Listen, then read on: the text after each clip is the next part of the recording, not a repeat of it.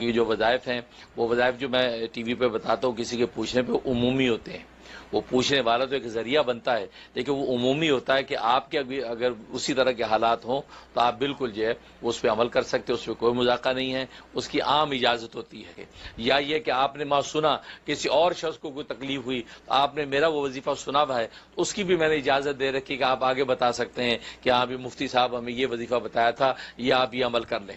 تو یہ تو ایک صدقہ جاریہ ہے. قرآن کریم کی تلاوت جو ہے ناغے کے دنوں میں منع ہوتی ہے, لیکن باقی جو ہے ذکر و اذکار, اللہ کے اسماء کا ذکر, دروشی وغیرہ وہ ناغے کے دنوں میں بالکل پڑھ سکتی ہیں. تو کوئی بھی اسم اعظم یا حیو یا قیوم یا اللہ یا رحمان یا رحیم, اس طرح یا ذل جلالہ والاکرام وغیرہ, تو اللہ کے کوئی بھی نام ہے اسم اعظم کے وہ ناغے کے دنوں میں خواتین پڑھ سکتی ہیں, اس میں کوئی مذاقہ نہیں. And I have a mu'allima, she has questions, so I'm calling on her behalf to ask you questions. Please allow me a couple minutes.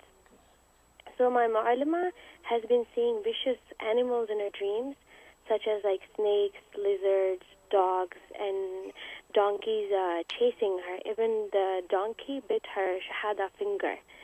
And mashallah, my mu'allima is married, and one night she was sleeping.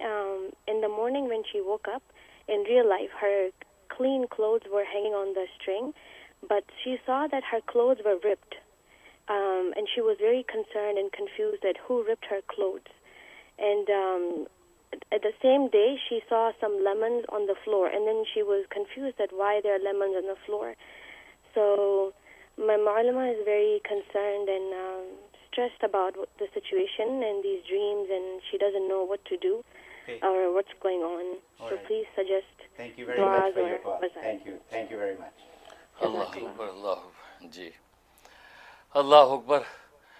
تو بڑا عجیب و غریب. سب سے پہلے آپ کو مبارکباد دیتا ہوں کہ آپ ماشاءاللہ عالمہ بن رہی ہیں. اللہ تبارک و تعالیٰ انشاءاللہ جو ہے آپ کو عالمہ بنا دے, اور وہ علم دین کے اندر اشاعت دین, دفاع اسلام کی خدمت کی نیت کریں. انشاءاللہ اللہ آپ کو جدید عالمہ بنائے, اور باقی آپ کی معلمہ کو بھی اللہ خیر عطا فرمائے, ان کے لیے بھی صدقہ جاریہ بنائے پڑھنے پڑھانے کو.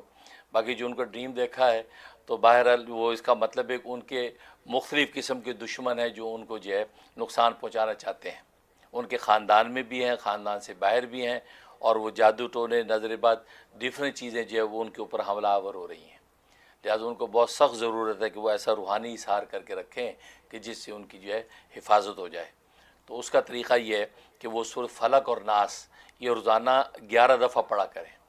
فلق اور ناس دونوں صورتوں کو اکٹھا پڑھیں گی تو ایک کاؤنٹ کریں گی, اور بسم اللہ الرحمن الرحیم شروع میں پڑھ لیں گی, اور درمیان میں بسم اللہ پڑھنے کی ضرورت نہیں ہے.